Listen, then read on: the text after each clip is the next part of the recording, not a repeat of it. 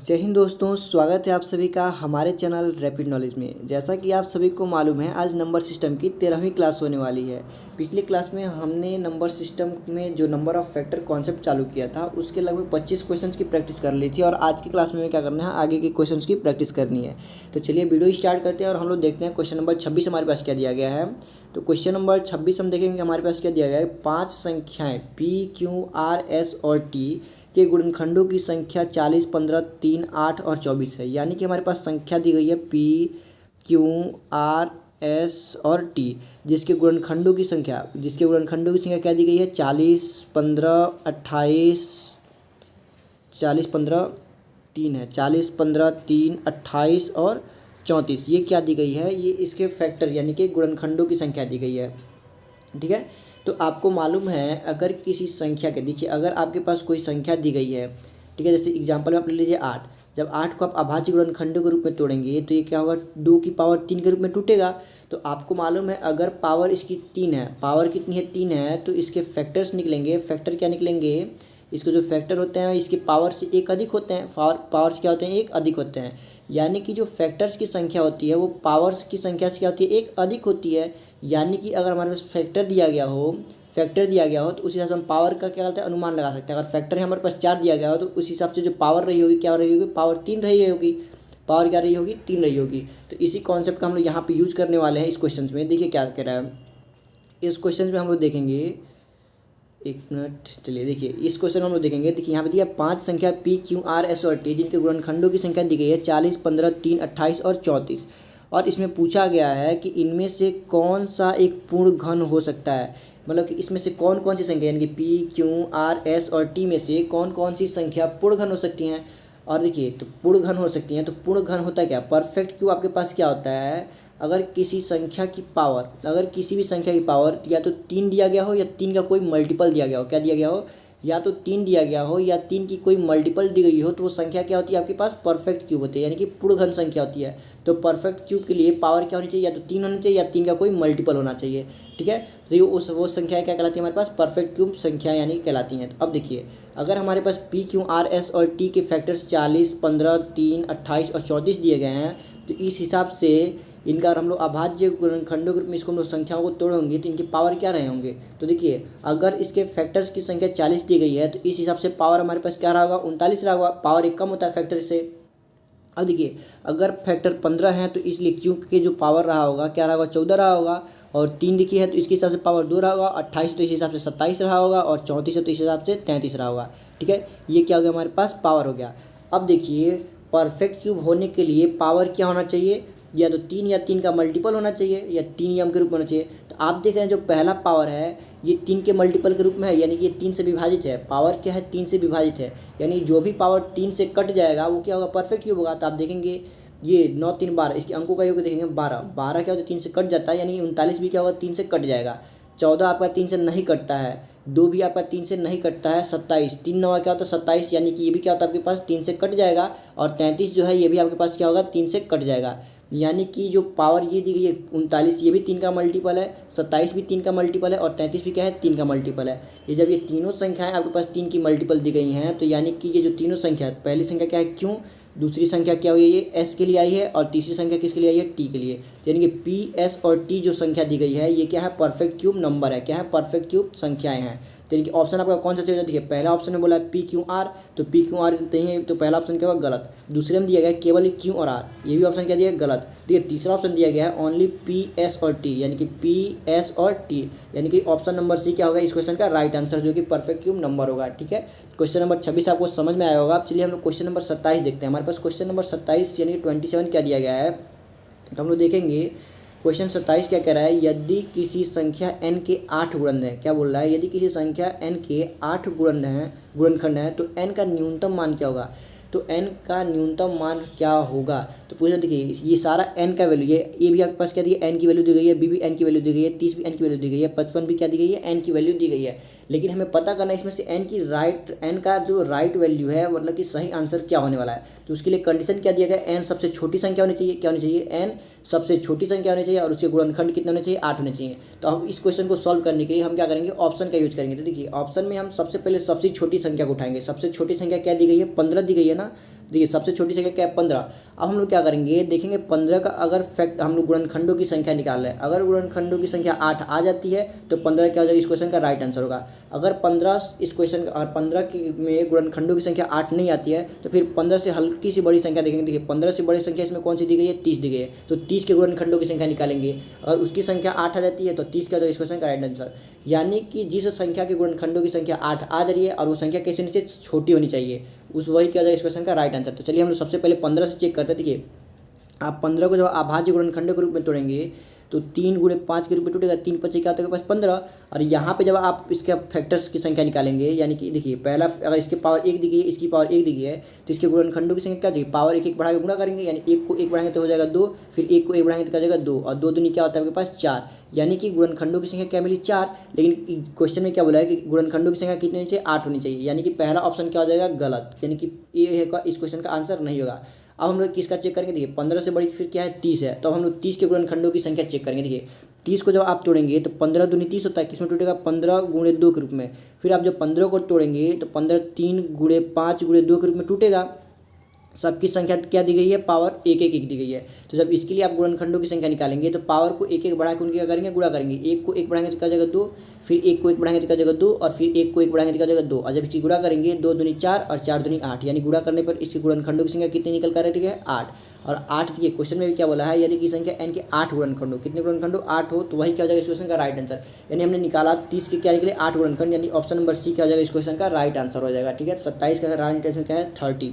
ठीक है क्वेश्चन आपको समझ में आया होगा। चलिए क्वेश्चन नंबर 28 देखते हैं हमारे पास क्या दिया गया है। क्वेश्चन नंबर 28 दिया गया है, यदि n बराबर क्या दिया गया है, यदि n बराबर 4 की पावर 11, 4 की पावर 12, 4 की पावर 13, 4 प्लस 4 की पावर 14 दिया गया है, तो n के कितने सकारात्मक गुणनखंड है, यानी कि n से आपका क्या पूछ रहा है n के टोटल नंबर ऑफ फैक्टर पूछा है। तो जब भी आपको इस टाइप का क्वेश्चन दे, सेम ही नंबर का बार बार पावर दिया गया हो, तो आपको इस क्वेश्चन को सॉल्व करने के लिए इसमें से क्या करना होता है, सबसे पहले सबसे छोटी वाली पावर वाली संख्या है, सबसे छोटी पावर वाली संख्या है उसको कॉमन निकालना होता है। देखिए इसमें सबसे छोटी संख्या आपके पास क्या दिख रही है 4 दिख रही है, 4 की पावर 11 दिख रही है, तो यानी कि इसमें से हम लोग क्या करेंगे 4 की पावर 11 को कॉमन कर लेंगे। तो देखिए अंदर क्या बचेगा 4 की पावर 11 कॉमन कर ले तो आपके पास क्या बचा 1। 4 की पावर 12 में से आप जब 4 की पावर 11 कॉमन कर लेंगे तो क्या बचेगा केवल 4 बचेगा। अब देखिए 4 की पावर 13 में से आप जब 11 कॉमन कर लिए तो 4 की पावर क्या बचेगी आपके पास 2 बचेगी, और 4 की पावर 14 में से आप जब 11 कॉमन कर लें तो क्या बचेगा 4 की पावर 12, 4 की पावर क्या बचेगी 3 बचेगी, क्या बचेगी 3, 12 नहीं 4 की पावर 3 बचेगी। अब देखिए 4 की पावर 11 है तो 4 को आप क्या लिख सकते हैं 2 का स्क्वायर लिख सकते हैं। क्या लिखेंगे 2 का स्क्वायर, और स्क्वायर के भी पावर क्या दिया गया 21 दिया गया है, यानी कि 11 की गुणा हम लोग 2 में करेंगे तो 2 की टोटल पावर क्या हो जाएगा आपके पास 22। कैसे हुई है देखिए 4 को जो आप लोग लिखे हैं 4 को आप क्या लिख सकते हैं 2 की पावर 2 लिख सकते हैं, और इसका पावर क्या दिया गया 11, तो पावर की पावर में क्या होती है गुणा हो जाती है, तो 11 की गुणा जब 2 में करेंगे तो क्या हो जाएगा 22 हो जाएगा, इसलिए 2 की पावर क्या आ गई 22 आ गई। ठीक है चलिए अब हम लोग देखते हैं आगे। अब अंदर ब्रैकेट को सॉल्व करेंगे, ये तो है आपके पास 1, ये हो गया 4, और देखिए 4 का स्क्वायर करेंगे तो क्या आ जाएगा पास 16, और 4 का क्यूब करेंगे तो क्या आ जाएगा पास 64, क्या आ गया 64। अब देखिए अब हम क्या करेंगे इनको जोड़ लेंगे। देखिए 64 में जब आप ठीक है 16 और 4 क्या हो जाएगा 20, 16 4 क्या हो जाएगा 20, और 20 और 64 क्या होता है 84, और 84 ये क्या होता है 85, 84 ये क्या होता है 85, यानी ब्रैकेट के अंदर को आप जब जोड़ रहे हैं तो आपके पास क्या आ रहा है 85 आ रहा है, और 85 को फिर आप अभाज्य गुणनखंड के रूप में तोड़ेंगे तो 17 अब क्या करेंगे जब आप उसको तोड़ेंगे तो 17 पचे क्या होता है आपके पास 85 होता है, क्या होता है 17 पचे 85, यानी कि अपने 85 को भी क्या करेंगे अब अभाज्य गुणनखंड के रूप में तोड़ेंगे। सॉरी देखिए आपके पास बाहर क्या आया था 2 की पावर 22 आया था, और अंदर वाले ब्रैकेट को जोड़े हैं तो आपके पास क्या आया था 85 आया था, अंदर वाले ब्रैकेट को जोड़े हैं तो क्या आया है 85 आया है। तो अब क्या करेंगे इस 85 को भी आप अभाज्य गुणनखंड के रूप में तोड़ेंगे। देखिए 2 की पावर 22, अब इसको तोड़ेंगे 85 को तो 17 पचे क्या होता है आपके पास 85, 17 पचे क्या होता है 85, और इसका भी पावर क्या दिया गया 1, इसका पावर क्या दिया गया 1। अब देखिए 2 की पावर 22 है, यहाँ पे 17 की पावर 1 है, इसका पावर 1 है, ये सब अभाज्य गुणनखंडों के रूप में है, अभाज्य गुणनखंडों के रूप में दिए गए हैं। तो यहाँ पे हमें टोटल नंबर ऑफ फैक्टर निकालना है, तो पावर को क्या करेंगे 1 1 बढ़ा के उनकी गुणा करेंगे। देखिए 23 गुणे 1 को बढ़ाएंगे तो 1, फिर इस 1 को बढ़ाएंगे तो फिर हो जाएगा 2। ठीक है देखिए ये क्या हो गया इसके हमने पावर को 1 1 बढ़ा के लिख दिया और उसकी गुणा करेंगे। देखिए 23 दूनी क्या होता है 46, और 46 दूनी क्या होता है आपके पास 92, 46 दूनी क्या होता है 92, यानी कि 92 क्या हो जाएगा इस क्वेश्चन का राइट आंसर हो जाएगा। तो देखिए ऑप्शन नंबर 1 क्या हो जाएगा इस क्वेश्चन का राइट आंसर। ठीक है तो देखिए सबसे पहला काम हमको इस टाइप के क्वेश्चंस में क्या करना होता है, इसमें सबसे छोटी पावर वाली जो संख्या दी गई है उसको कॉमन कर लेना होता है, बाकी जो ब्रैकेट के अंदर संख्याएं बच रही हैं उन सबको हमें क्या करना होता है ऐड कर लेना होता है। फिर से जो संख्या जोड़ने के बाद आ रही है उसको भी अभाज्य गुणनखंडों के रूप में तोड़ देंगे, फिर टोटल नंबर फैक्टर निकाल लेंगे। ठीक है चलिए नेक्स्ट क्वेश्चन देखते हैं। क्वेश्चन नंबर 29 क्या दिया हमारे पास, क्वेश्चन नंबर 29 को देखते हैं। क्वेश्चन नंबर 29 देखिए, क्वेश्चन नंबर 29 दिया गया है 5 की पावर 13, 5 की पावर 12, 5 की पावर 11 और 5 की पावर 10। देखिए ये भी सेम उसी टाइप का क्वेश्चन है। इसमें भी बोल रहा है गुणनखंडों की कुल संख्या ज्ञात कीजिए। तो देखिए इसमें सबसे छोटी पावर वाली संख्या क्या दी गई है, 5 की पावर 10। तो आप क्या करेंगे, 5 की पावर 10 को क्या कर लेंगे, कॉमन कर लेंगे। तो आपके पास ब्रैकेट के अंदर क्या बचेगा, यहाँ से पावर 10 कॉमन हो गया तो 5 की पावर 3 बचा है। और देखिए यहाँ से आप पावर 10 कॉमन कर लिए हैं तो 5 की पावर क्या बची है, 2 बची है। और यहाँ से आप पावर 10 कॉमन किया तो 5 का पावर क्या बचा है, 1 बचा है। तो 1 को लिखिए, यानी कोई फर्क नहीं पड़ता। अब देखिए 5 की पावर 10 को भी आपने कॉमन कर लिया तो यहाँ पे क्या बचा, केवल 1 बचा। अब क्या करें, इसको सॉल्व कर देखिए, 5 की पावर 10 हो गया, 5 की पावर 3 क्या होता है 125, 5 के पावर 25 2 क्या होता है 25 प्लस 5 प्लस 1। अब जब आप ब्रैकेट के अंदर वाली संख्याओं को जोड़ेंगे, ब्रैकेट के अंदर वाली संख्याओं को जोड़ के देखिए क्या आ रहा है, 125 में 25 जोड़ेंगे तो क्या हो जाएगा 150, 150 5 155 1 156, कितना हो गया 156 हो गया। अब देखिए जो 156 है आप इसको अभाज्य गुणनखंडों के रूप में तोड़ेंगे। तो 156 को अभाज्य गुणनखंडों के रूप में तोड़ेंगे, देखिए क्या होता है आपके पास, इसको तोड़ के देखिए, 4 तियाँ 12 और 12 गुणे 13 क्या आता है आपके पास 156। ठीक है, इसको देखिए कैसे तोड़ेंगे, इसको चलिए तोड़ते हैं हम लोग 156 को। एक मिनट, देखिए 156 को आपको तोड़ के दिखाते हैं। देखिए पहले आप 2 से इसको काटेंगे, 2 सत्ते 14, ठीक है, और क्या बचा 2 अट्ठे 16। फिर 2 से काटेंगे तो 2 तिया 6, 2 नवा 18। 3 से काटेंगे कितनी बार में कटेगा, 3 से काटेंगे तो 13 बार में कटेगा। फिर 13 से काटेंगे तो कितनी बार कट जाएगा, एक बार में। देखिए 13 तिया 39, 39 दूनी 78 दूनी 156, यानी कि तोड़ने पे इसको क्या है 2 बार 2 और 2 बार 2, एक बार 3 और एक बार 13, क्या है 2 बार 2 आया है, एक बार 3 और एक बार 13 आया है। यानी कि जो हमने निकाला है, देखिए 5 की पावर 10 तो है ही साथ में। अब 156 को जब हमने अभाज्य गुणनखंडों के रूप में तोड़ा तो क्या आया है, 2 की पावर कितना आया है, 2 आया है। और फिर क्या है 3 की पावर 1, यानी कि इंटू 3 और इंटू में 13, ये क्या आ गया, हमने अभाज्य गुणनखंडों के रूप में इसको तोड़ लिया। अब हमें क्या करना है, अब हमें निकालना है इसके गुणनखंडों की कुल संख्या निकालनी। क्या निकालनी है, गुणनखंडों की कुल संख्या। उसके लिए हमें क्या करना होता है, जो अभाज्य गुणनखंडों के रूप में हम लोग तोड़े हैं उसके पावर को एक एक बढ़ा के क्या होना होता है, गुणा करना होता है। देखिए 10 को आप 1 बढ़ाएंगे तो क्या हो जाएगा 11 हो जाएगा। फिर 2 को आप 1 बढ़ाएंगे तो क्या हो जाएगा 3 हो जाएगा। फिर इसके पावर कुछ नहीं तो 1 है, इसका पावर कुछ नहीं है तो क्या है 1 है। तो 1 को बढ़ाएंगे तो क्या हो जाएगा 2, फिर 1 को बढ़ाएंगे तो क्या हो जाएगा 2। अब बस अगर इसकी गुणा कर दी, देखिए 11 क्या होता है 33, 33 दूनी क्या होता है आपके पास 66, और 66 दूनी क्या होता है 132, यानी इसकी गुणा करेंगे तो क्या आ जाएगा 132। यानी कि आपके पास गुणनखंडों की कुल संख्या क्या निकल कर आई 132। यानी 29 का जो question number option number A है वो क्या हो जाएगा राइट आंसर। यानी कि इसका जो राइट आंसर क्या है आपके पास 132 निकल कर आया है। इसके गुणनखंडों की कुल संख्या कितनी है 132। ठीक है, चलिए क्वेश्चन नंबर 30 हम लोग देखते हैं। क्वेश्चन नंबर 30 हमारे पास क्या दिया गया है, क्वेश्चन नंबर 30 में दिया गया है कि यदि n बराबर क्या दिया गया है, n बराबर 4 की पावर 4 प्लस 6 की पावर 6 है तो n के गुणनखंडों की कुल संख्या ज्ञात कीजिए। तो क्या करना है, n के गुणनखंडों की कुल संख्या में ज्ञात करनी है। तो आप देखिए क्या करेंगे, यानी यहाँ पे आप ध्यान देंगे कि जो 4 की पावर 4 है तो हम लोग 4 को क्या लिख सकते हैं, इस 4 को हम लोग 2 का स्क्वायर लिख सकते हैं। और इसका भी पावर क्या दिया गया है 4 दिया गया है, इसका भी पावर क्या दिया गया है 4 दिया गया है। यानी कि 4 का जो टोटल पावर निकल कर आया है, क्या निकल कर आया है, देखिए 4 दूनी क्या हो जाएगा 8, 4 नहीं 2 का टोटल पावर क्या निकल कर आया है 8। तो इसको हमने सॉल्व किया तो 2 की टोटल पावर क्या हो गई 8 हो गई।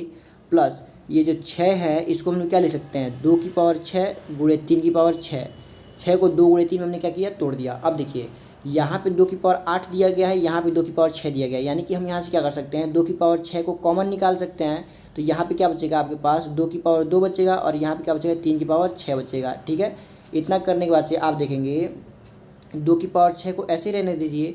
2 की पावर 2 क्या होता है आपके पास 4 होता है और 3 की पावर 6 आपके पास क्या होता है, तो देखिए 3 की पावर 6 क्या होता है आपके पास यानी कि 729। 3 की पावर 6 क्या होता है आपके पास 729, आप गुणा करके देखिए 3 की पावर 6 क्या होता है 729 होता है।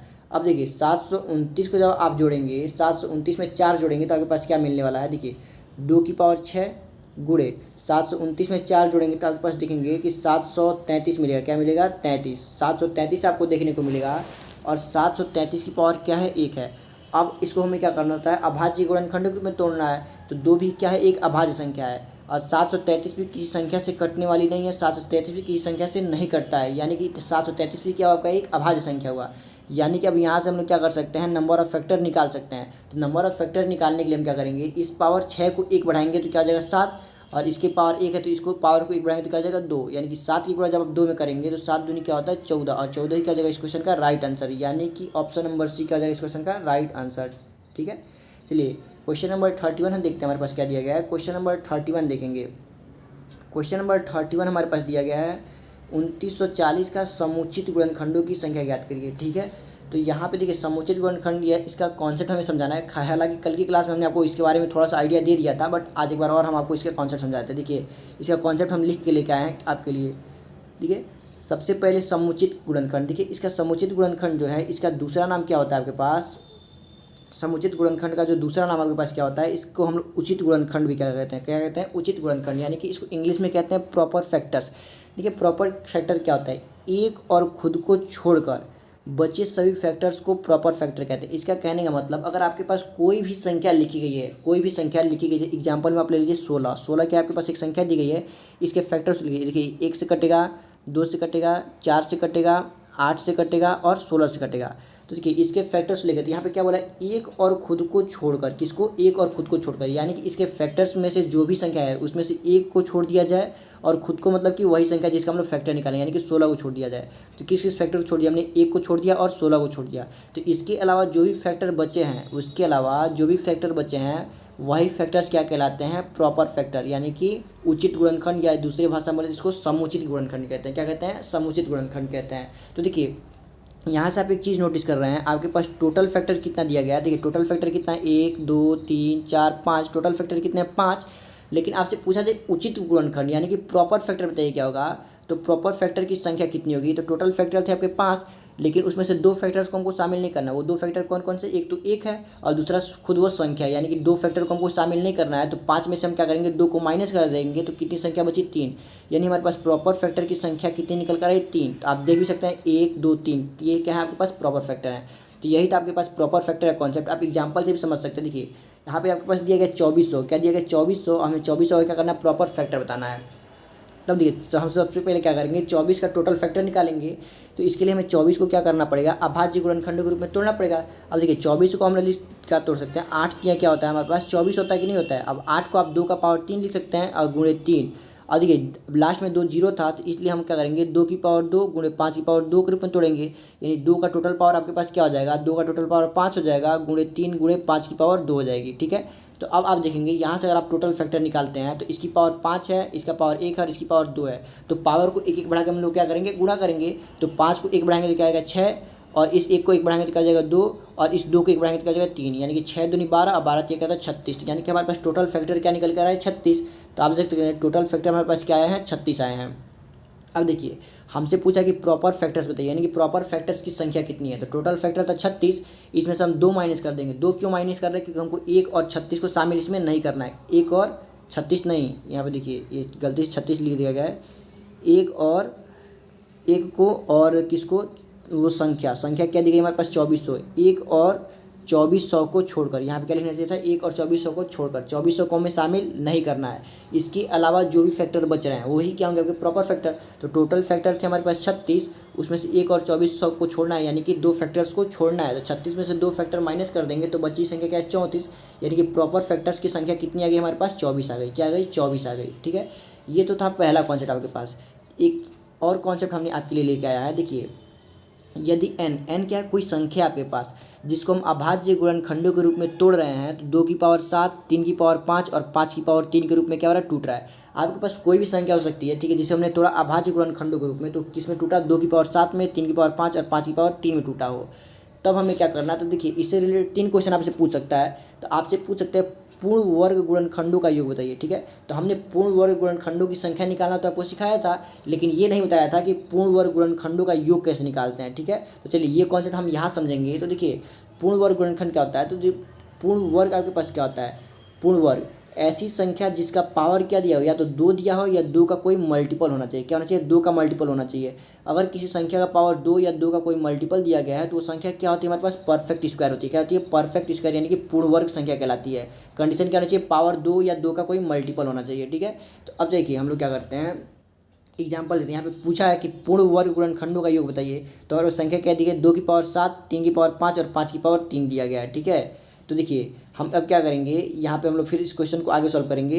देखिए गलती से PDF आगे पीछे लग गया है, तो आप ध्यान दे सकते हैं। देखिए हमारे पास क्या आया था, 2 की पावर 7 था, गुणे 3 की पावर क्या थी 5 थी, और 5 की पावर क्या थी 3 थी। हमें क्या करना है कि केवल पावर कौन सा लेना है, जो 2 का मल्टीपल हो।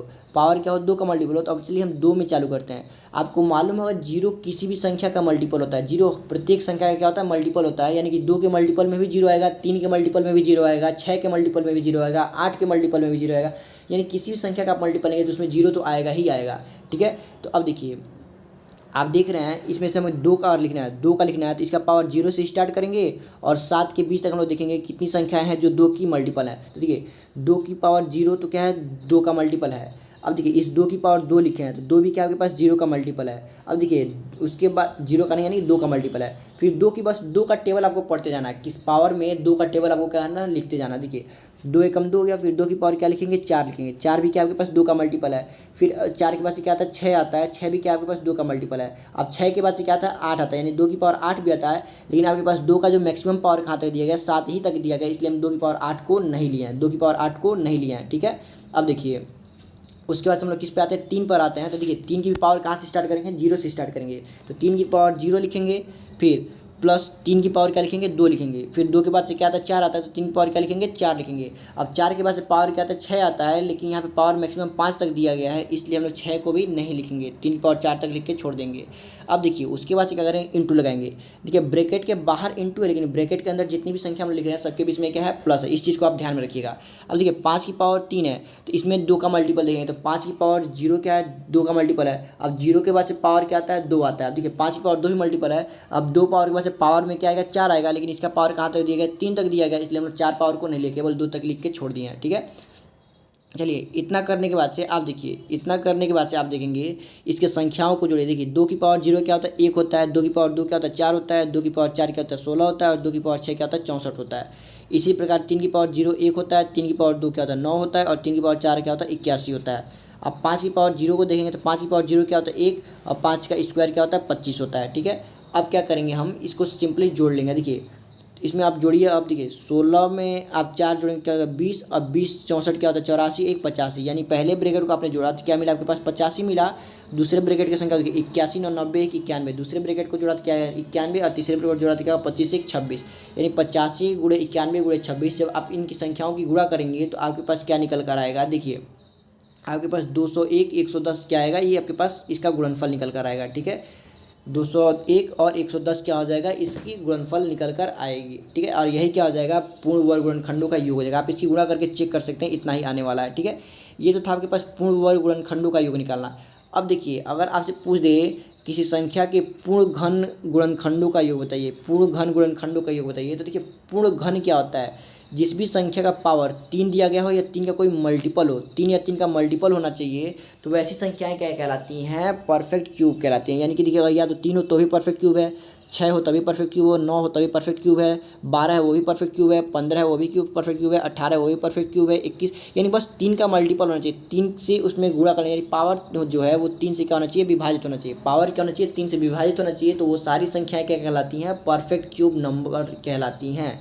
ठीक है, अब चलिए हम लोग देखते हैं हमें पावर क्या लेना है, बस 3 का मल्टीपल लेना है। तो आपको मालूम है आप संख्या को तोड़े थे अभाज्य गुणनखंडों के रूप में, तो 2 की पावर 7 गुणे 3 की पावर 5 और गुणे 5 की पावर क्या आई थी, 3 आई थी। ठीक है, हमने अभाज्य गुणनखंडों के रूप में तोड़ा था। तो अब देखिए हमें क्या करना है, इसमें से केवल 3 पावर 3 का मल्टीपल लेना है। तो देखिए जो 2 की पावर 0 होती है वो क्या होता है, किसी भी संख्या का मल्टीपल होता है, उसके बाद से पावर 3 लेंगे।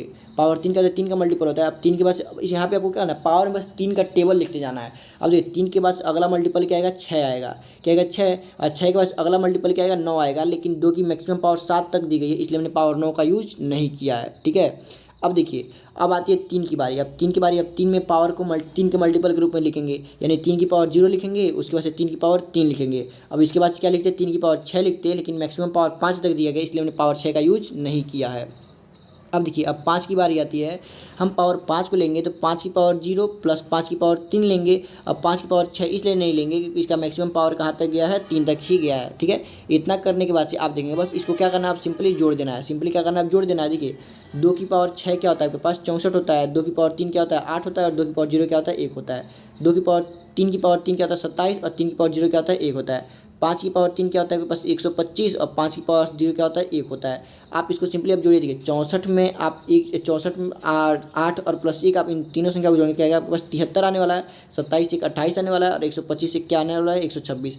आप अब जो इन तीनों संख्याओं की गुणा करेंगे तो 25, 75, 44 क्या आ जाएगा, इस क्वेश्चन का राइट आंसर आ जाएगा। ठीक है, वैसे आपसे इतनी बड़ी बड़ी संख्याओं का गुणनफल नहीं पूछता है। अगर बाय द वे इतनी संख्या बड़ी संख्या का गुणनफल पूछ लिया तो आप ऑप्शन का यूज करेंगे। ऑप्शन में आप देखेंगे यूनिट डिजिट, क्या देखेंगे यूनिट डिजिट। अब यूनिट डिजिट आप निकालेंगे, 8 छक्का क्या होता है 48 का 8 लेंगे, और 8 क्या होता है 24 का 4, यानी जिस भी संख्या के लास्ट में 4 दिखेगा वही क्या हो जाएगा आपके क्वेश्चन का राइट आंसर हो जाएगा। तो आप गुणा नहीं करेंगे, केवल यूनिट डिजिट से भी आंसर आप बता सकते हैं। देखिए यहाँ पे क्या दिया है 44 दिया गया है, यानी कि इसके लास्ट में 4 दिया गया है ना, तो जिस भी ऑप्शन के लास्ट में 4 दिया वही क्या जगह इस क्वेश्चन का आंसर हो जाएगा।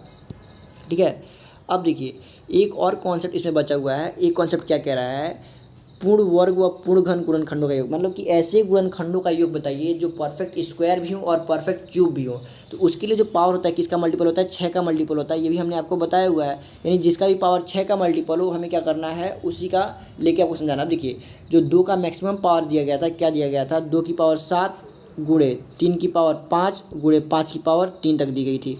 अब देखिए इसमें पावर 6 का मल्टीपल हमें लेना है, यानी पहले पावर लेंगे 0, उसके बाद से पावर क्या लेंगे 6 लेंगे, उसके बाद से पावर क्या लेंगे 12 लेंगे, उसके बाद से पावर क्या लेंगे 15 लेंगे।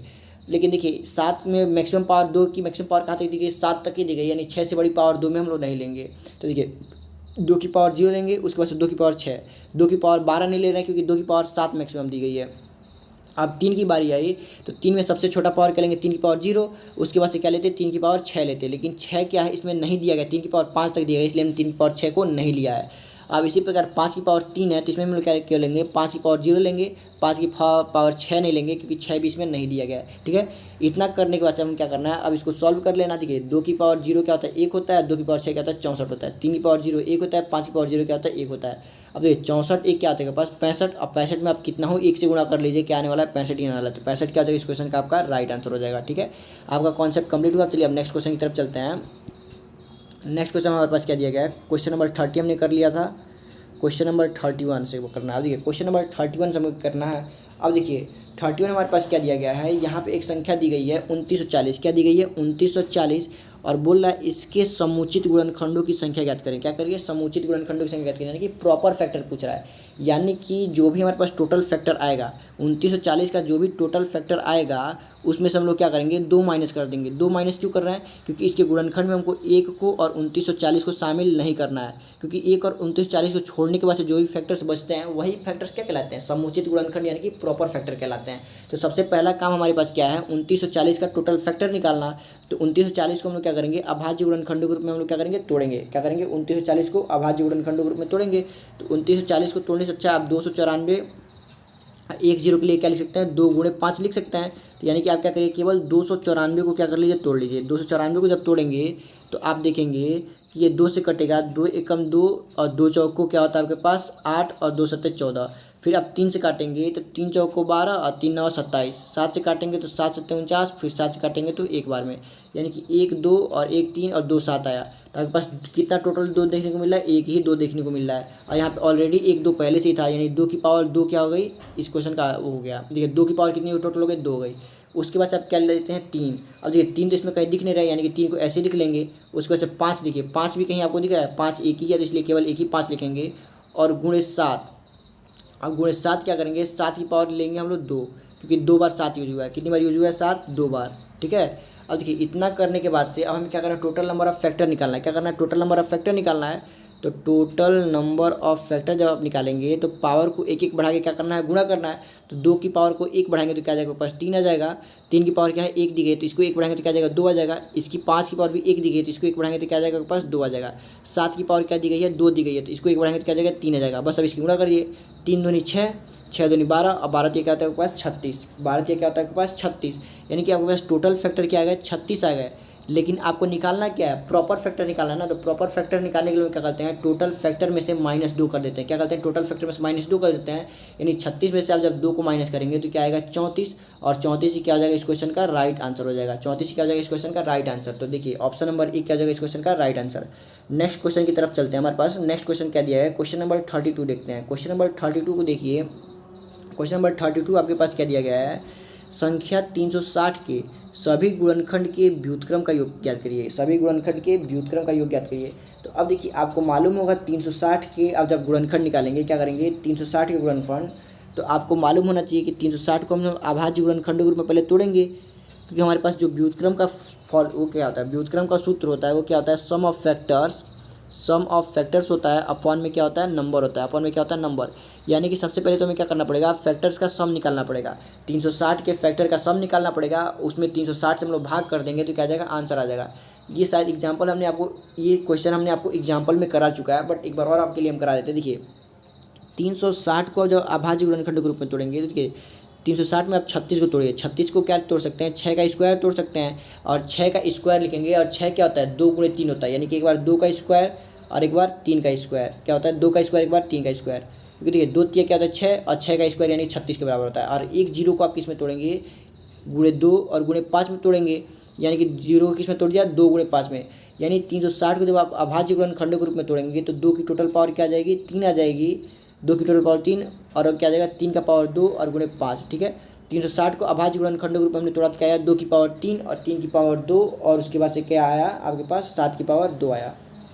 ठीक है, 7 की पावर क्या, 7 नहीं 5 की, एक मिनट देखिए, 2 की पावर 3, 3 की पावर 2 और 5 की पावर 1 देखने को मिला। ठीक है, 5 की पावर 1 देखने को मिला।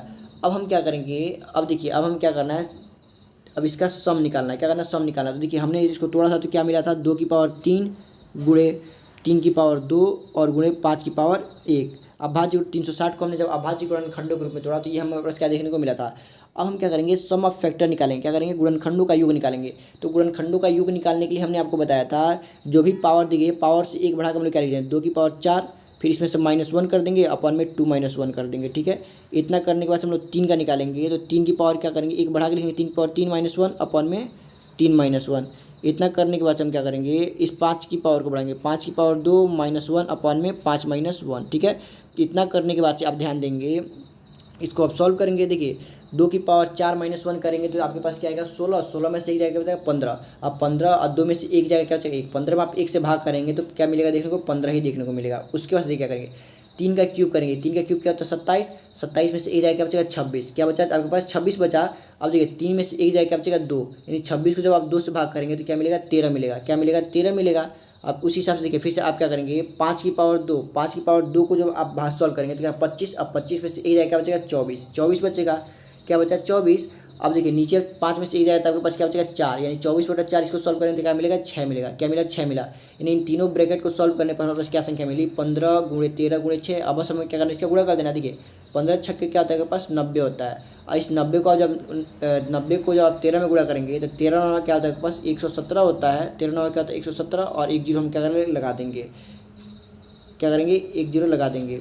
या आप इसकी गुणा नहीं करिए, क्या करिए इसकी गुणा मत करिए, क्योंकि इसको गुणा नहीं करेंगे तो आपके लिए थोड़ा सा इजी होने वाला है। देखिए क्या होने वाला है, इजी होने वाला है। देखिए 15 गुणे 13 गुणे 6 क्या इसके गुणनखंडों का योग निकल गया।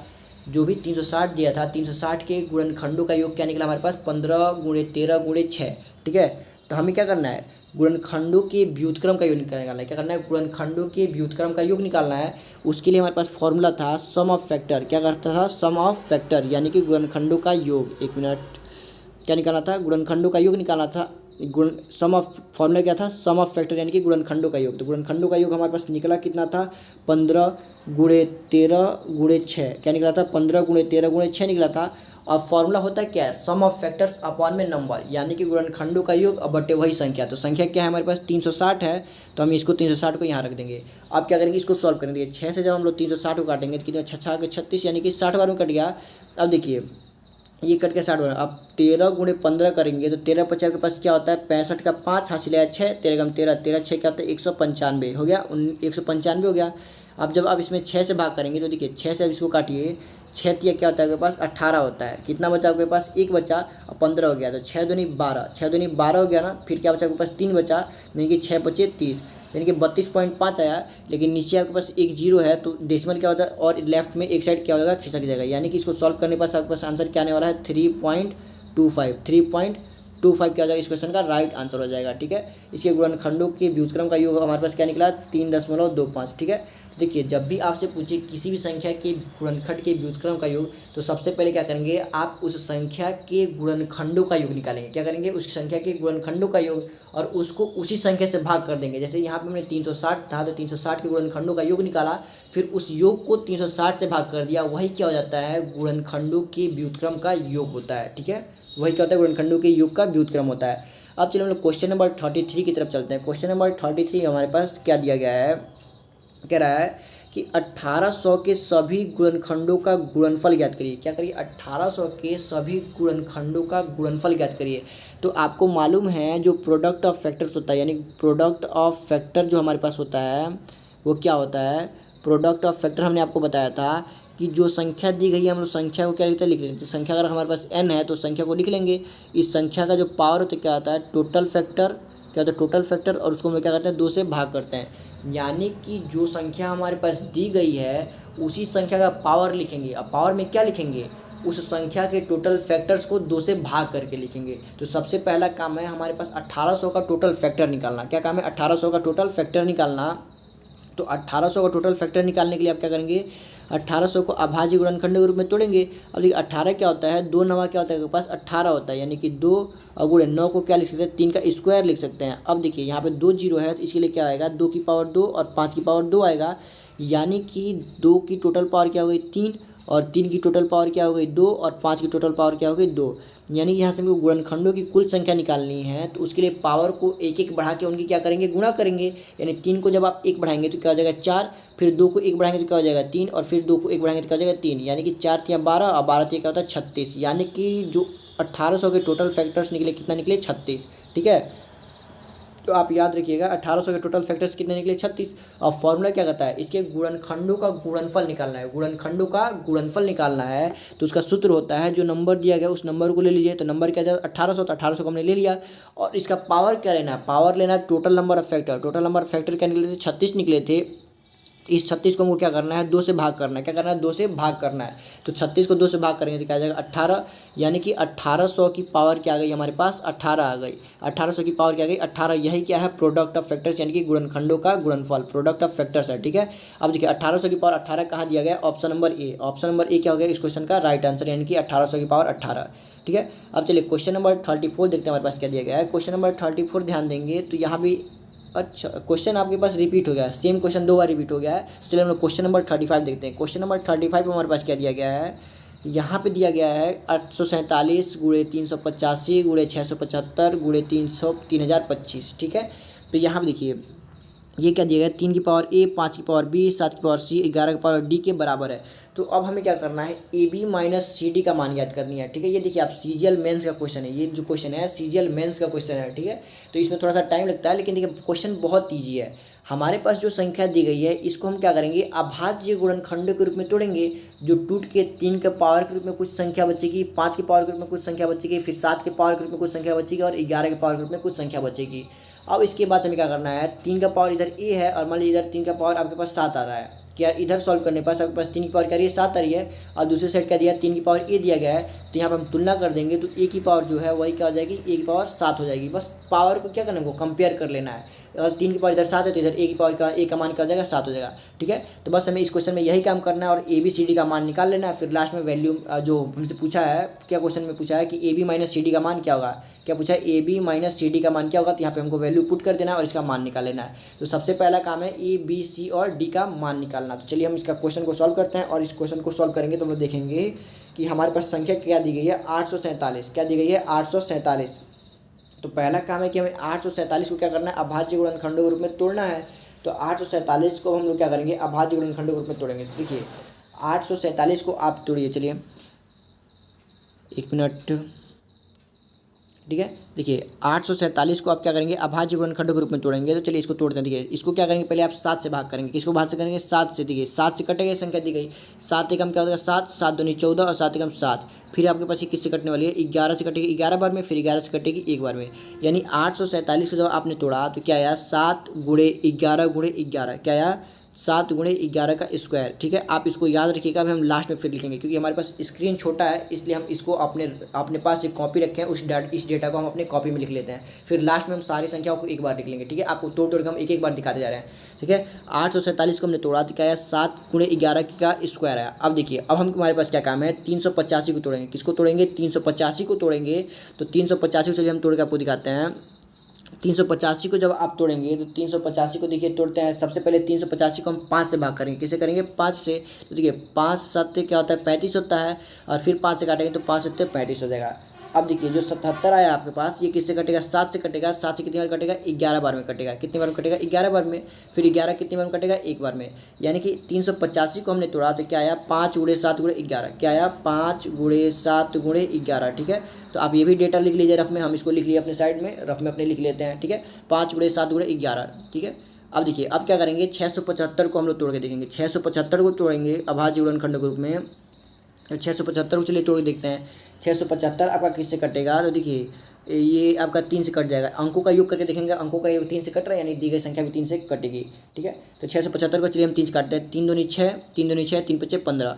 अब आगे आपके पास 225, 225 भी आपसे 3 से कट जाएगा। 2 से इसको काटेंगे, 3 से काटेंगे तो 3 सत्ते क्या होता है, 21, और 3 पच्चे क्या होता है आपके पास, 15। अब ये संख्या अभी 3 से ये भी कट जाएगी 25 बार में, और 25 क्या होता है आपके पास, 5 गुणे 5 होता है। क्या होता है, 5 गुणे 5, यानी कि 5 का स्क्वायर होता है। ठीक है, तो अब देखिए आपके पास इसको आप जब 675 को तोड़ा तो आपके पास क्या आया, 3 का क्यूब। क्या आया, 3 का क्यूब, और आपके पास क्या है, 5 का स्क्वायर। क्या आया, 5 का स्क्वायर। 3 का क्यूब और 5 का स्क्वायर। ठीक है, तो अब ये 675 को हमने तोड़ा तो 3 का क्यूब और 5 का स्क्वायर आया। अब चलिए लास्ट संख्या हम लोग 3025 को तोड़ते हैं। किसको तोड़ेंगे, 3025 को।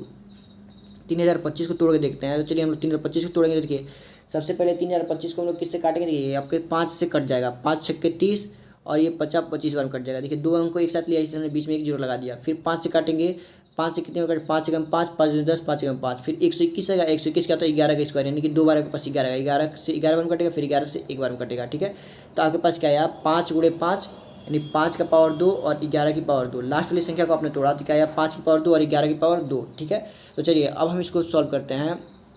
ठीक है, अब देखिए सबसे पहली संख्या को हमने तोड़ा था तो वो क्या आया था, 7 गुणे 11 का स्क्वायर आया था। फिर हमने तोड़ा दूसरी संख्या को, तो दूसरी संख्या को हमने तोड़ा तो 5 गुणे 7 गुणे क्या आया था, 11 आया था। क्या आया था, 5 गुणे 7 गुणे 11 आया था। फिर तीसरी संख्या को हमने जब तोड़ा था, तीसरी संख्या क्या थी हमारे पास, 675 थी, तो उसमें को हमने जब तोड़ा था तो 3 का क्यूब और 5 का स्क्वायर आया था। क्या आया था, 3 का क्यूब और 5 का स्क्वायर आया था। अब देखिए उसके बाद से हमने लास्ट संख्या को जब तोड़ा था, लास्ट संख्या हमारे पास क्या थी, 3025 थी, तो उसको हमने तोड़ा था तो क्या आया था हमारे पास, 5 का स्क्वायर गुणे 11 का स्क्वायर। यानी आप यहाँ पे देखेंगे सबसे पहले 3 लिखे, सबसे छोटी संख्या से हम लोग स्टार्ट करते हैं। सबसे छोटी संख्या क्या आपके पास, 3, तो 3 की टोटल पावर आपके पास यहाँ पे क्या देखने को मिल रही है, तो 3 की टोटल पावर आपके पास देखने को मिली 3 की पावर 3। ठीक है, अब देखिए उसके बाद से आपके पास 5 की टोटल पावर क्या देखने को मिली, तो आप देखेंगे 5 की टोटल आपके पावर यहाँ पे 1 है, फिर यहाँ पावर 2 है, फिर यहाँ पे पावर 2 है, पावर 2 2 4 1 5, यानी 5 की पावर 5 देखने को मिली। अब क्या करेंगे, 7 की टोटल पावर रखेंगे, यहाँ पे पावर 1, यहाँ पावर 1, 1 1 मिले कितना हो गया आपके पास, 2 हो गया। पावर कितना हो गया, 2, और उसके बाद से और आपको कहीं कुछ दिखने को नहीं मिल रहा है पावर में, और आपको कहीं दिखने को मिल रहा है, यानी 7 की टोटल पावर क्या हो गई, 2 हो गई। 7 की टोटल पावर क्या हो गई आपके पास, 2 देखने को मिल रही है। उसके बाद से क्या आता है, 11।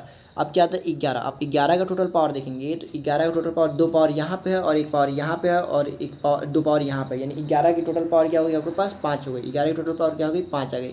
ठीक है, अब इतना करने के बाद से आप जानते हैं, देखिए ये आपके किसके बराबर दिया था, जो इधर वाला साइड था ये बराबर किसके दिया था, 3 की पावर a गुणे 5 की पावर b गुणे 7 की पावर c गुणे 11 की पावर d, इसके बराबर दिया था। यानी कि अब यहाँ से आप तुलना करेंगे तो देखेंगे जो a की वैल्यू आई क्या आई, 3 आई, b की वैल्यू क्या आई, 5 आई, c की वैल्यू क्या आई, 2 आई, और d की वैल्यू क्या आई आपके पास, 5 आई।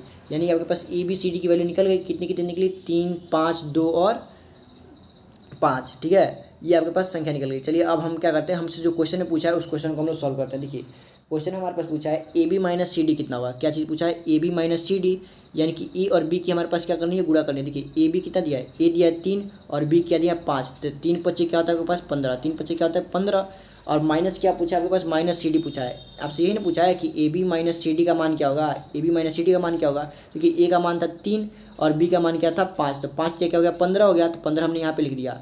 माइनस क्या करना है, सी डी करना है। तो सी डी देखिए, सी डी क्या है, सी का मान क्या है आपके पास 2 और डी का मान क्या है 5, डी का मान क्या है 5, यानी 2 पचे क्या आता है आपके पास 10, तो 15 माइनस 10 हो गया। अब 15 में से आप 10 को माइनस करेंगे तो क्या आएगा 5, और 5 क्या हो जाएगा इस क्वेश्चन का राइट आंसर हो जाएगा। ठीक है, 5 क्या हो जाएगा इस क्वेश्चन का राइट आंसर, यानी कि क्वेश्चन नंबर 35 में देखेंगे इसका राइट आंसर क्या, ऑप्शन बी इस क्वेश्चन का राइट आंसर होने वाला है। ठीक है, चलिए नेक्स्ट क्वेश्चन देखते हैं, क्वेश्चन नंबर 36। क्वेश्चन नंबर 36 हमारे पास क्या दिया गया है, इस क्वेश्चन को समझने से पहले आपको एक कॉन्सेप्ट समझा देते हैं हम। ठीक है, इस क्वेश्चन को समझाने से पहले हम आपको क्या करेंगे, एक कॉन्सेप्ट समझाएंगे डिजिटल सम का। वैसे ये कॉन्सेप्ट हम आपको आगे की क्लास में भी समझाएंगे, जब डिविजिबिलिटी रूल पढ़ाएंगे वहाँ पे आपको पास डिजिटल सम का पूरा कॉन्सेप्ट हम डिटेल में लेके आएंगे। बट इस टाइम यहाँ पे एक क्वेश्चन आ गया तो इस डिजिटल सम से करना थोड़ा ईजी होगा, इसलिए हम आपको यहाँ पे एक कॉन्सेप्ट थोड़ा सा समझा देते हैं। देखिए डिजिटल सम क्या होता है, डिजिटल सम आपके पास क्या होता है कि अगर आपके पास कोई भी संख्या दी गई है, क्या दी गई, कोई भी संख्या, जैसे एग्जांपल ले लीजिए 7, 3, 4, 5, 6। ठीक है, अगर इसके अंकों का योग, हम क्या करें इसके अंकों का योग निकालें, तो देखिए इसके अंकों का योग निकालेंगे कितना है, 6 5 11, 11 4 क्या होता है आपके पास 15, 15 3 क्या होता है 18, 18 7 आपके पास क्या हो जाएगा 25। अंकों का योग कितना आ गया 25 आ गया। अगर हमारे पास कोई भी संख्या दी गई है तो उसके अंकों का योग अगर हम निकालते हैं और उस अंकों को योग को 9 से भाग करने पर, किससे भाग करने पर, 9 से भाग करने पर जो भी शेषफल बचता है, जो भी शेष बचता है वही क्या कहलाता है, उसकी डिजिटल सम कहलाता है। क्या कहता है उसका डिजिटल सम कहलाता है। देखिए 25 को जब आप 9 से भाग करेंगे तो 9 दिन क्या होता है 18, 18 देंगे तो उसके बाद से आपके पास शेष क्या बच रहा है 7 बच रहा है, शेष क्या बच रहा है 7, तो यही 7 क्या हो जाएगा आपके पास डिजिटल सम हो जाएगा। ठीक है, तो डिजिटल सम क्या होता है, किसी भी संख्या के अंकों के योग को 9 से भाग देने पर जो शेषफल बचता है वही क्या होता है इसका, वही क्या हो जाता है इस संख्या का डिजिटल सम, यानी कि अंकीय योग हो जाता है। आप इसको दूसरे तरीके से भी निकाल सकते थे, बस इसमें देखिए डिजिट को जुड़िए, जहाँ जहाँ 9 बन जाए उसको हटा दीजिए। 5 और 4 को जोड़ेंगे तो क्या हो जाएगा 9, आप इसको छोड़ दीजिए, अब इसको आप ध्यान में नहीं रखेंगे। देखिए 6 और 3 को जोड़ेंगे ये भी क्या बन जाएगा 9, मतलब कि जिस जिस अंकों का योग 9 बनते जा रहा है आप उसको छोड़ते जाएंगे, ये क्या होगा 9 ये भी बन गया। अब बची हुई संख्या क्या है 7, तो 7 क्या हो जाएगा आपके क्वेश्चन का राइट आंसर हो जाएगा। 7 क्या हो जाएगा राइट आंसर, यानी कि डिजिटल सम आपके पास क्या आ जाएगा 7 आ जाएगा। दूसरा तरीका भी है आपके पास, बस अंकों के अंक, दूसरा संख्या भी आपके पास, देखिए डिजिटल सम को आप 3 तरीके से निकाल सकते हैं, या तो सारे अंकों को जोड़ लीजिए उसको 9 से भाग करिए, जो शेषफल बचेगा वो आपके पास डिजिटल सम हो जाएगा। ये सब पहला तरीका भी आपको बता दिया। दूसरा तरीका था आप अंकों को जोड़ते जाइए, जहाँ जहाँ 9 बनते जा रहा है उसको हटाते जाइए, लास्ट में जो संख्या बच जाएगी वही क्या हो जाएगा आपके पास डिजिटल सम हो जाएगा। तीसरी संख्या देखिए, तीसरा तरीका आपके पास क्या दिया गया है, आपके पास कोई भी संख्या जैसे 5 6 7 8 5 6 दे दिया गया है, तो इसके अंकों को जोड़ते जाइए, इसके अंकों को क्या करते जाइए जोड़ते जाइए, जब तक कि लास्ट में आपको कोई एक डिजिट का अंक नहीं मिल जाता है, जब तक आपके पास लास्ट में कोई एक डिजिट का अंक नहीं मिल जाता है। जैसे ही आपको लास्ट में एक डिजिट का अंक मिल जाएगा वही क्या हो जाएगा आपके पास डिजिटल सम हो जाएगा। देखिए हम जोड़ के दिखाते हैं, 6 5 क्या होता है 11, 11 8 क्या होता है 19, और 19 7 क्या होता है आपके पास 26, 26 6 आपके पास क्या हो जाएगा 32, और 32 5 क्या हो जाएगा 37। कितना आया 37, अंकों को जोड़ने पर हमारे पास डिजिटल सम कितना 37 आ रहा है। अब देखिए 37 में भी 2 अंक का 2 डिजिट का अंक है, तो फिर क्या करें आप इसके अंकों को जोड़िए, 7 और 3 क्या हो जाएगा 10। अभी भी देखिए आपके पास 2 डिजिट का अंक मिल रहा है, अब 1 और 0 को जोड़ेंगे तो आपके पास क्या आ जाएगा 1, तो आपके पास जो डिजिटल सम निकल कर आया वो क्या आया 1 आया, क्या आया 1 आया। ठीक है, तो आप ऐसे भी डिजिटल सम निकाल सकते हैं, बस अंकों को जोड़ते जाइए जब तक कि एक डिजिट का कोई अंक ना मिल जाए। ठीक है, चलिए इस पर पहला तरीका लगा के भी दिखाते हैं, देखिए 1 आ रहा है कि नहीं आ रहा है। देखिए आप जोड़ेंगे, देखिए 6 5 11, 11 8 क्या होता है 19, 19 7 26, 6 32 5 37, 37 आ गया ना। आप इस 37 को जब आप 9 से भाग करेंगे तो 9 चौको क्या होता है 36, यानी शेषफल कितना बच रहा है 1। देखिए इस हिसाब से भी आपके पास क्या आ गया, अंकीय योग आपके पास 1 का मिल गया, देखने को कितना मिल गया 1 देखने को मिल गया।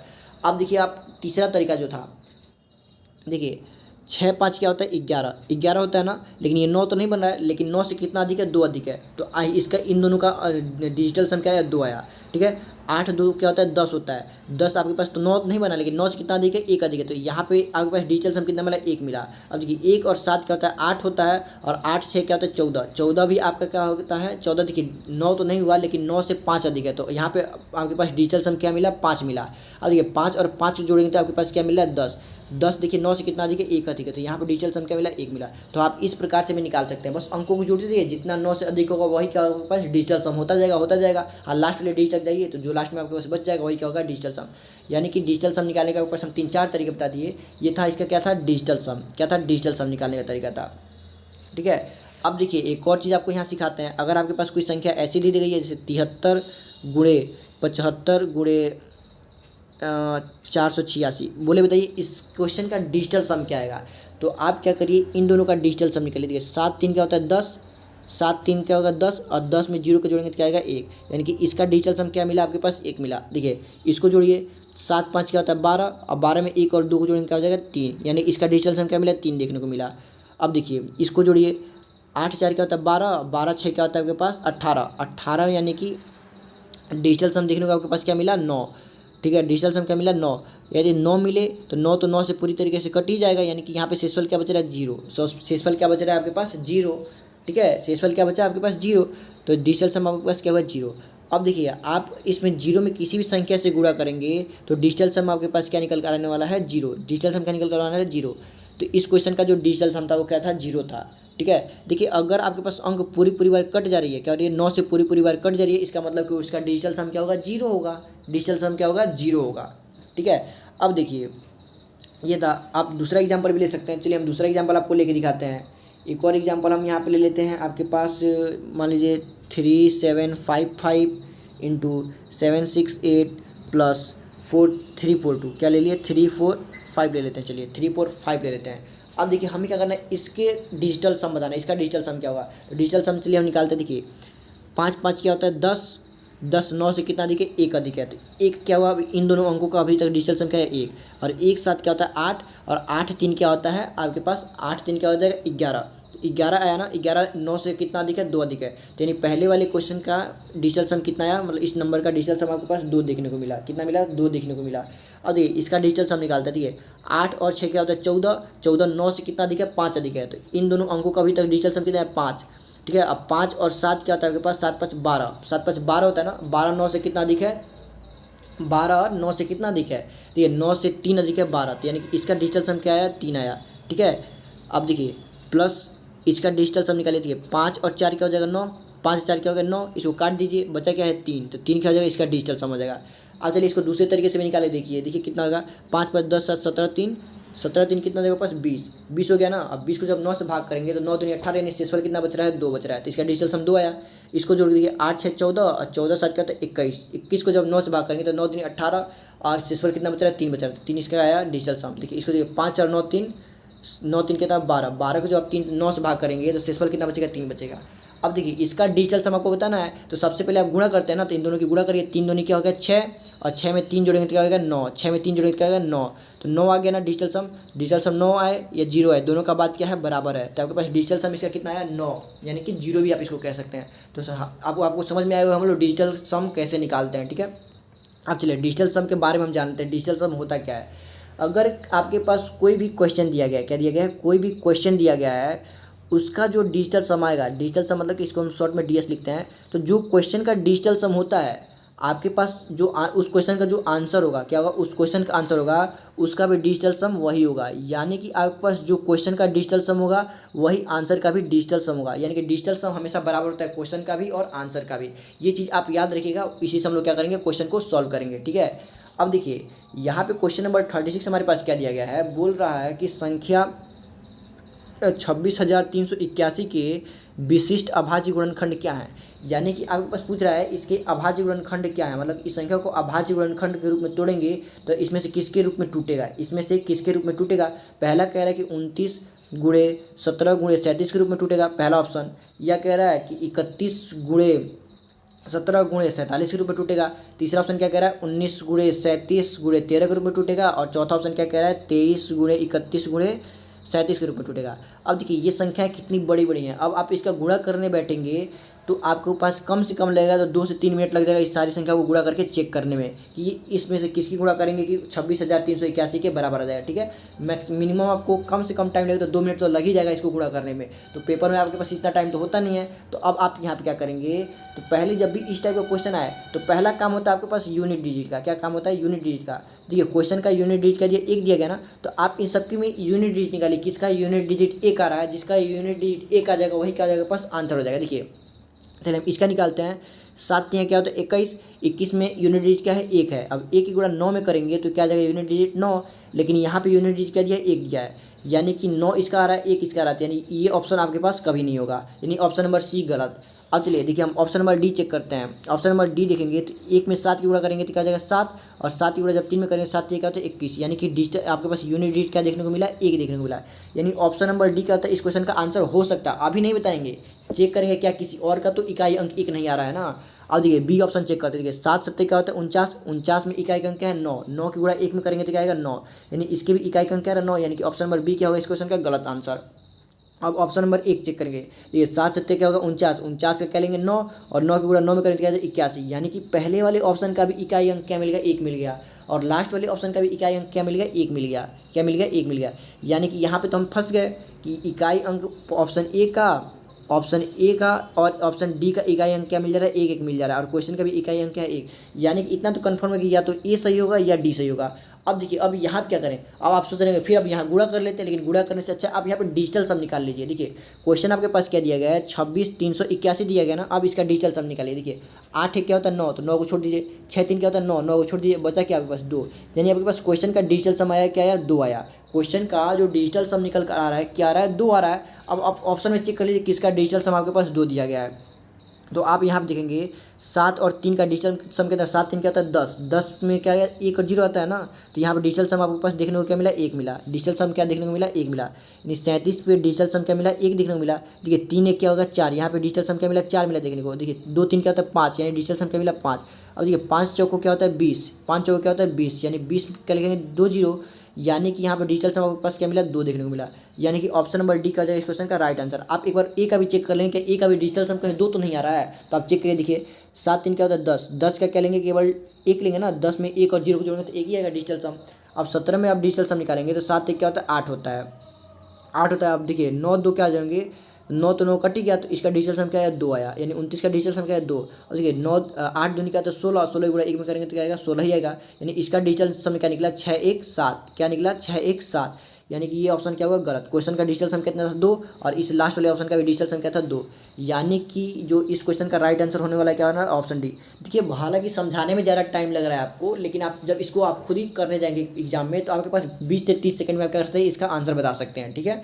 अब देखिए क्वेश्चन नंबर 36 का जो राइट आंसर होगा क्या ऑप्शन डी, यानी कि 26,381 को हम लोग किसके रूप में तोड़ सकते हैं 23 गुणे 31 गुणे 37 के रूप में तोड़ सकते हैं, ठीक है। अब चलिए क्वेश्चन नंबर 37 देखते हैं हमारे पास क्या दिया गया है। क्वेश्चन नंबर 37 दिया गया है कि 10,800 के उन गुणनखंडों का योग ज्ञात कीजिए जो पूर्ण वर्ग हैं, ठीक है। यानी कि 10,800 के उन गुणनखंडों का योग निकालना है जो क्या है एक परफेक्ट स्क्वायर नंबर हो, यानी कि जिसका पावर 2 के मल्टीपल के रूप का हो। तो अभी इसका कॉन्सेप्ट हमने ऊपर समझाया, सेम वही कॉन्सेप्ट हम इस क्वेश्चन में भी लगाएंगे, ठीक है। तो अब देखिए 10,800 को जब आप तोड़ेंगे तो इसको अभाज्य गुणनखंड के रूप में तोड़िए, तो देखिए 108 क्या होता है 12 9 108 होता है, 12 9 108 होता है। तो आप 12 को तोड़ेंगे तो 4 3 12 हो गया। अब 12 9 108 होता है ना, तो 9 को तोड़ेंगे तो क्या हो जाएगा 3 का स्क्वायर हो जाएगा, ठीक है। 9 108 हो गया। अब देखिए 2 डबल जीरो है तो इसके लिए आप क्या लेंगे 2 की पावर 2 लिखेंगे और 5 की पावर 2 लिखेंगे, ठीक है। अब देखिए क्या करेंगे आप इसे 4 को क्या लिख सकते हैं 2 की पावर 2 लिख सकते हैं, और यहाँ पे 2 की पावर 2 ऑलरेडी है, यानी कि 2 की टोटल पावर क्या हो गई 4 हो गई। अब 3 की टोटल पावर क्या हो जाएगी आपके पास 3 की टोटल पावर होगी आपके पास 3, और 5 की टोटल पावर क्या होगी आपके पास 2 हो गई, ठीक है। ये आपने क्या कर लिया इसको अभाज्य गुणनखंडों के रूप में तोड़ लिया। अब हमारे पास काम क्या था, हम कौन कौन सा लेंगे जिसका पावर 2 के मल्टीपल का रूप हो, वही पावर हम लोग क्या करेंगे यूज करेंगे पूर्ण वर्गों का योग निकालने के लिए। देखिए जो पावर 4 है इसका हम लोग निकालेंगे तो 2 की पावर 0 लेंगे, फिर क्या लेंगे 2 की पावर 2 लेंगे, फिर क्या लेंगे 2 की पावर 4 लेंगे, ठीक है। पावर खत्म, अब इसको छोड़ देंगे इनटू 3 का यूज़ करेंगे। जब हम लोग 3 का यूज़ करेंगे तो 3 की पावर 0 लेंगे प्लस 3 की पावर 2 लेंगे, बस खत्म, क्योंकि अब इससे आगे लेंगे 3 का पावर 4 यहाँ पे हो नहीं सकता है। इनटू 5 की पावर 0 लेंगे प्लस 5 की पावर 2 लेंगे, ठीक है। 5 की पावर 2 लेंगे, अब 5 की पावर 4 तो ले नहीं सकते क्योंकि यहाँ पे पावर मैक्सिमम 2 तक ही दिया गया। अब इसको सॉल्व कर दीजिए, 2 की पावर 4 क्या होता है 16 होता है, और 2 की पावर 2 क्या होता है 4 होता है, 16 4 क्या होगा 20। अब 2 की पावर 0 क्या होता है 1 होता है, 20 और 1 क्या होगा 21, यानी कि पहले वाले ब्रैकेट को आपने सॉल्व किया तो क्या है आपके पास 21 निकल कर आया इनटू। अब देखिए इसको सॉल्व करिए, 3 का स्क्वायर करेंगे 9, और 3 का पावर 0 है तो 9 1 क्या होता है आपके पास 10 होता है, क्या होता है 10, यानी कि इसको जोड़ा तो दूसरे को आया 10 आया। तीसरे को जोड़िए 5 का स्क्वायर करेंगे तो क्या आएगा 25, अब 25 में 1 जोड़ेंगे तो क्या आएगा 26, क्या आएगा 26। अब बस आपको क्या करना है इसकी गुणा कर देनी है, 21 गुणे 10 गुणे 26 को आपको क्या करनी है गुणा करनी है, ठीक है।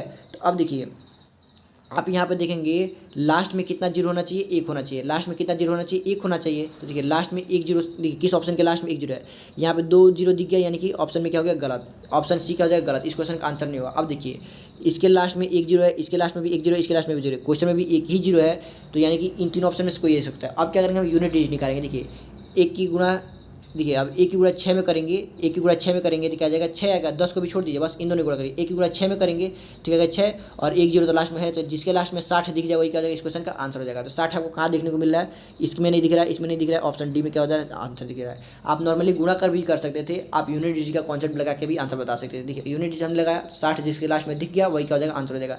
जब भी आपको जीरो वाला दिख जाए तो पहली काम तो आप देखिए 1 जीरो है ना, तो आंसर में भी केवल एक ही जीरो आएगा लास्ट में। तो यहाँ पे 3 जीरो दिख रहा था, 3 जगह दिख रहा था 1 1 जीरो वाला, तो आप बस जीरो वाले को भूल जाइए। अब जो बची हुई 2 संख्या है इसका यूनिट डिजिट निकाल लीजिए। देखिए 1 गुणे 6 करेंगे तो यूनिट डिजिट का है 6 और 1 जीरो था तो लास्ट में 1 जीरो लगा देंगे तो क्या बन गया 60 बन गया। तो जिसके लास्ट में 60 दिख गया वही क्या जाएगा इस क्वेश्चन का आंसर हो जाएगा, यानी कि ऑप्शन डी क्या हो जाएगा इस क्वेश्चन का राइट आंसर। ठीक है, चलिए अब नेक्स्ट क्वेश्चन की तरफ चलते हैं, क्वेश्चन नंबर 38 की तरफ। किसकी तरफ, क्वेश्चन नंबर 38। देखिए क्वेश्चन नंबर 38 हमारे पास क्या दिया गया है, क्वेश्चन नंबर 38 दिया गया है 7200 को 40 से विभाज्य गुणनखंडों की संख्या क्या है। 7200 के 40 से विभाज्य गुणनखंडों की संख्या क्या हमको ये बतानी है। ठीक है, तो अब देखिए 7200 के 40 से विभाज्य गुणनखंडों की संख्या आपको बतानी है। तो इसके लिए हमने आपको क्या बताया था कि 7200 को हम अभाज्य गुणनखंडों के रूप में क्या करेंगे तोड़ेंगे। 7200 को क्या करेंगे अभाज्य गुणनखंडों के रूप में हम लोग तोड़ेंगे। देखिए चलिए हम इस क्वेश्चन को सॉल्व करते हैं। 7200 को आप अभाज्य गुणनखंडों के रूप में तोड़िए। ठीक है, 72 क्या होता है 8 9 72 होता है ना, यानी कि 8 9 72, 8 को तोड़ेंगे तो 2 की पावर 3 में टूटेगा और 9 को तोड़ेंगे तो 3 का स्क्वायर टूटेगा। 2 जीरो है तो इसलिए इंटू में 2 की पावर 2 आ जाएगा और 5 की पावर क्या आ जाएगी 2 आ जाएगी, यानी आपके पास 2 का टोटल पावर क्या बन गया 5 बन गया, 3 की टोटल पावर क्या बन गई 2 बन गई और 5 की टोटल पावर क्या बन गई 2 बन गई। यानी इसको अभाज्य गुणनखंडों के रूप में आपने तोड़ा तो क्या मिला 2 की पावर 5, 3 का स्क्वायर और 5 की पावर 2।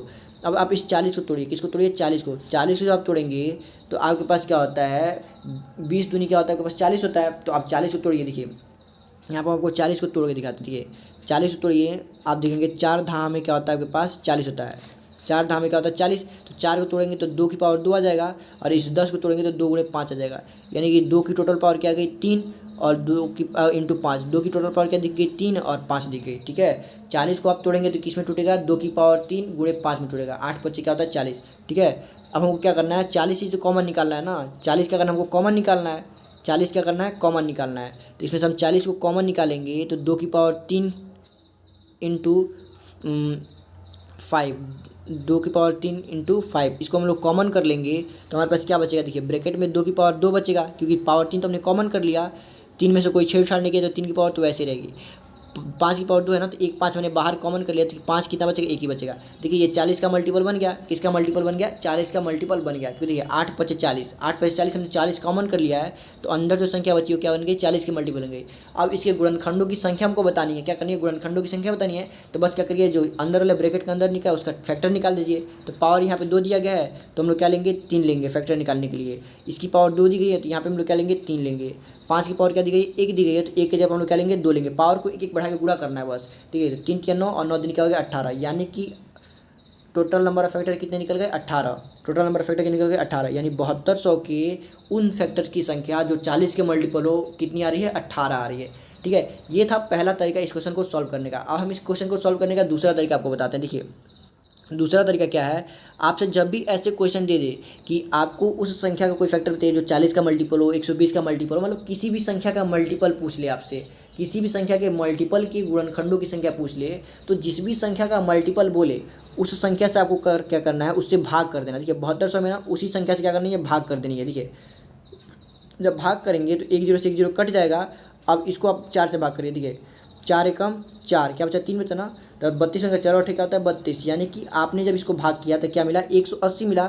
अब बस आपके पास क्या काम है, जो भी आंसर मिल रहा है उसका टोटल नंबर ऑफ फैक्टर निकाल लीजिए, वही क्या हो जाएगा इस क्वेश्चन का आंसर हो जाएगा। अब देखिए 180 को जब आप तोड़ेंगे तो 18 2 9 क्या होता है 18, यानी 2 गुणे 3 का स्क्वायर हो गया और 0 के लिए आप क्या लिखेंगे 1 2 और 1 5 लिखेंगे, यानी 2 की टोटल पावर क्या हो गई 2 हो गई, 3 की टोटल पावर क्या हो गई 2 हो गई और इंटू 5 हो गया। अब इसके टोटल नंबर ऑफ फैक्टर निकालिए। तो टोटल ऑफ फैक्टर नंबर निकालने के लिए हम पावर को क्या करेंगे 1 1 बढ़ा के गुणा कर देंगे। तो 2 को 1 बढ़ाएंगे तो क्या आ जाएगा 3, 2 को 1 बढ़ाएंगे तो क्या आ जाएगा 3 और 1 को 1 बढ़ाएंगे तो क्या आ जाएगा 2 आ जाएगा। तो 3 3 9 और 9 दूनी क्या हो गया 18। तो टोटल नंबर ऑफ फैक्टर कितने आ गए 18 जो 40 के मल्टीपल हो। तो देखिए तो दोनों तरीका क्या था इस क्वेश्चन का सॉल्व करने का बेस्ट तरीका था। आपको जो अच्छा लगे आप उस तरीके से इस क्वेश्चन को सॉल्व कर सकते हैं। ठीक है, चलिए नेक्स्ट क्वेश्चन देखते हैं। क्वेश्चन नंबर 39 हमारे पास क्या दिया गया है, क्वेश्चन नंबर 39 दिया गया है कि 240 को दो गुणनखंडों के गुणनफल में व्यक्त करने के तरीकों की संख्या ज्ञात कीजिए। तो हमने आपको कॉन्सेप्ट में बहुत ही डिटेल में समझाया था कि जब भी आपको इस तरीके का क्वेश्चन पूछे कि आपके पास कोई एक संख्या दे दे,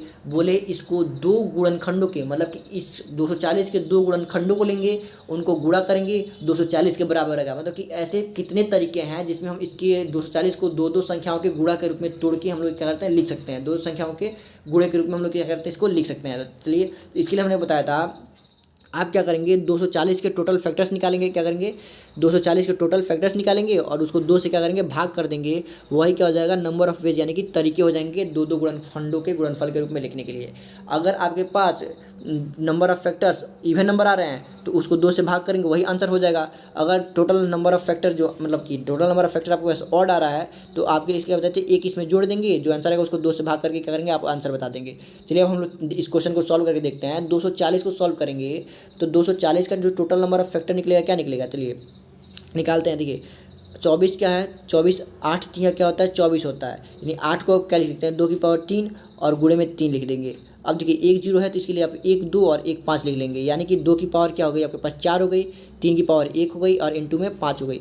यहाँ से आप टोटल नंबर ऑफ फैक्टर निकालेंगे, टोटल फैक्टर तो क्या आ जाएगा, पावर को 1 बढ़ा के गुणा करिए, 4 को 1 बढ़ाएंगे तो क्या जाएगा 5, 1 को आप 1 बढ़ाएंगे तो क्या जाएगा 2 और 1 को 1 बढ़ाएंगे तो क्या जाएगा 2, यानी 5 दूनी 10, 10 दूनी क्या हो गया 20। टोटल नंबर ऑफ फैक्टर कितने आ गया आपके पास, 20 आ गए।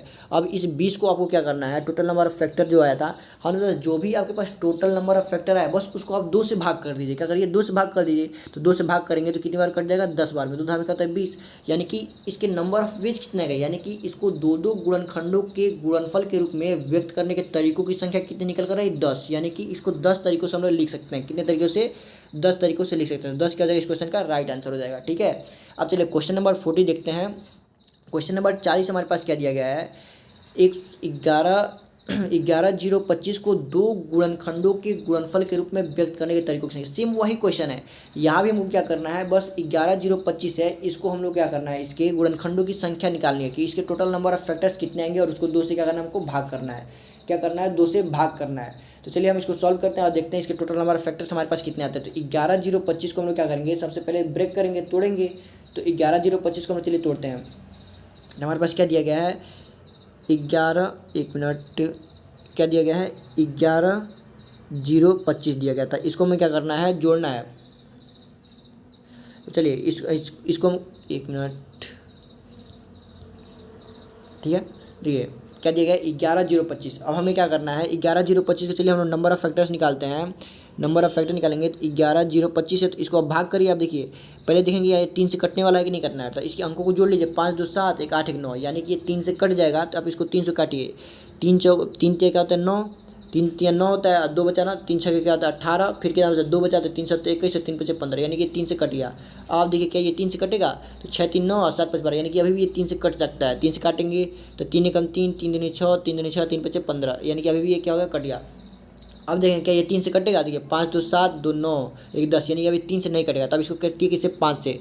5 दूनी क्या होगा आपके पास, 10 हुआ, 5 दूनी 10, कितना बचा आपके पास, 2 बचा। तो 5 चौको क्या होगा 20, फिर क्या बचा 2 बचा तो 50 25, फिर आप इसको काटेंगे तो 5 से काटिए, तो 5 चौको 20, क्या बचा 9, 5 9 45, 5 9 क्या होगा 45, 5 चौको 20, 5 9 45। आप 49 को काटेंगे तो 7 से 7 बार में कटेगा, फिर 7 से 1 बार में कट जाएगा, यानी आपके पास 2 बार 3, 2 बार 5 और 2 बार 7 देखने को मिले। ठीक है, तो आपको कितनी बार देखिए, 2 बार 3 मिला, 2 बार 5 मिला और 2 बार 7 देखने को मिले। तो यानी यहाँ पे टोटल नंबर ऑफ फैक्टर निकालेंगे, टोटल फैक्टर, तो टोटल फैक्टर क्या आ जाएगा, पावर को 1 1 बढ़ा के गुणा कर दीजिए, 2 को 1 बढ़ाएंगे क्या जाएगा 3, फिर 2 को 1 बढ़ाएंगे क्या जाएगा 3, फिर 2 को 1 बढ़ाएंगे क्या जाएगा 3, यानी कि 3 3 9 3 27। टोटल फैक्टर आपके पास कितने देखने को मिलेगा, 27। यानी कि आपने 11,025 के टोटल फैक्टर्स की संख्या निकाले तो आपके पास कितना मिला, 27 मिला।